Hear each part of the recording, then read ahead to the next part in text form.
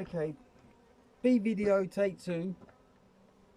The first one, just as I got stung on my scalp, the wind blew the phone over. So here's the second one. I was just explaining that get used to the idea that if you're going to steal people's honey, then you're going to get stung.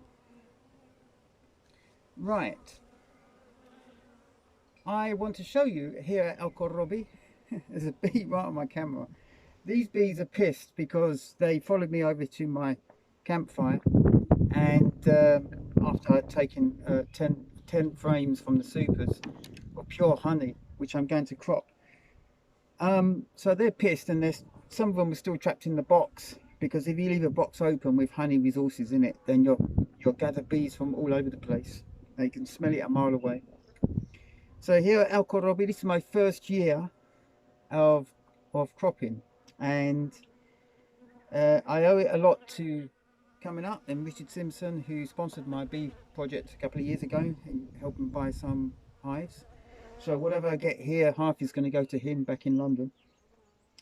I'm just waiting for these bees to calm down a bit, and some of them are, as you can see, not in best shape, half flattened, and unfortunately that's how it goes here. I'm not a totally experienced beekeeper. I understand a huge amount, but when it comes to being swarmed by hundreds or thousands of bees because you're stealing their honey, and the bees here can be quite aggressive, especially in there's a bee crawling over the lens here, but especially in Catalonia, where temperatures can fluctuate.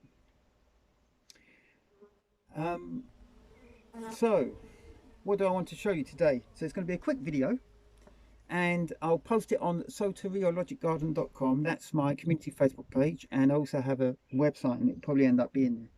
So what do I have?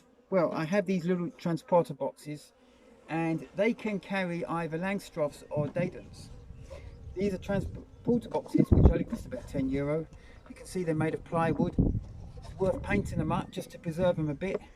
But not only do you transport bees to other people's bees that you're selling, say, or bees that you're collecting to others or from other farms, they're also good for locking your honey resources inside until probably the night, when you could take them out again, and without the aggression of bees around you, you can try and extract the honey from the frames. Now, I haven't got an extractor, so that's going to come. I'm in negotiations at the moment, see if I can buy a second-hand extractor, but there are other ways of doing it. But let me first give you an impression of the weight of this. Now, this has only got 5 frames in it, and it's a Dadant, so that's the size of a Dadant frame. I don't know if you can see that.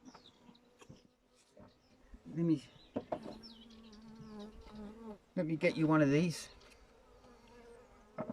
This is a Dadant frame. Okay. Now, a super is of various heights, and a super could be 2/3 that height, or it could be even 1/3 that height. Now, these ones are a mixture of both those types of supers.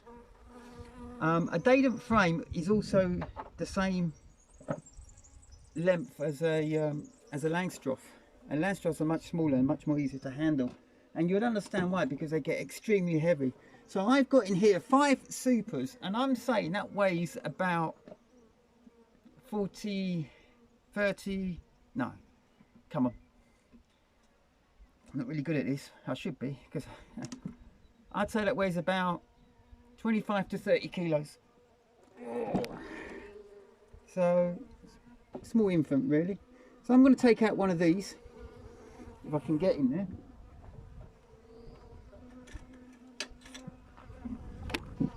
I'm using a spoon because, you know what, when I was working over there, my hive tool just disappeared into thin air. I haven't got a clue where it is. It could be at the bottom of a box somewhere.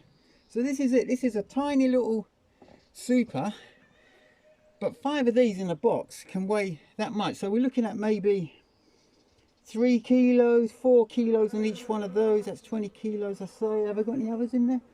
Oh, there's a lot of spillages. And no. So let's say that's about 5 kilos. I reckon it's about 25 kilos. Yeah, and I will need to take the cappings off and draw this down into a plastic tub and filter out the wax if I want to, or you can just purely eat it. But personally, I actually think it's delicious in the latter, just to do something like that. Whoop, there we are. Whoop, excuse me, bee. Whoop, there she is. Whoop. I mean, I've got all these spillages, and in the morning all the bees will come back and they will just clean up everything. They'll mop up everything, and that honey is absolutely delicious. But then most honey is, it's not manuka honey, but really, oh, it's absolutely stunning. And I'm hoping to make my own brand. I've got the label made. Bum Bum Pure Catalonian Honey, or I'll call it 1,000 Flower Honey. So it's a whole mixture of different flowers throughout the year, and it's going to be mainly rosemary and thyme flower this year, because there's been a huge amount of it. I'm going to have to act quick because there are spillages in there. When I've taken out the supers, there are spillages, and some of the comb is torn.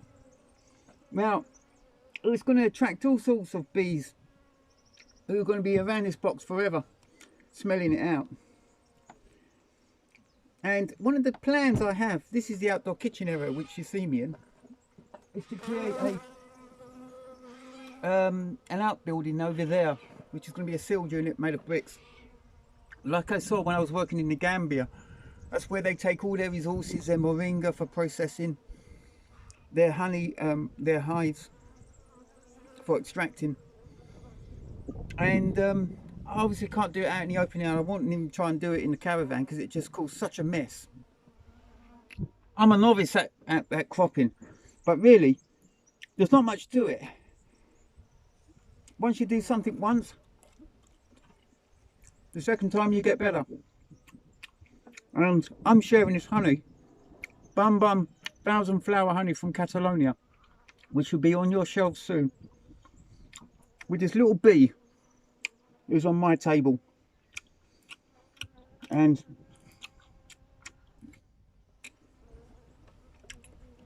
it's like natural chewing gum. Unbelievable. See you soon, Richard.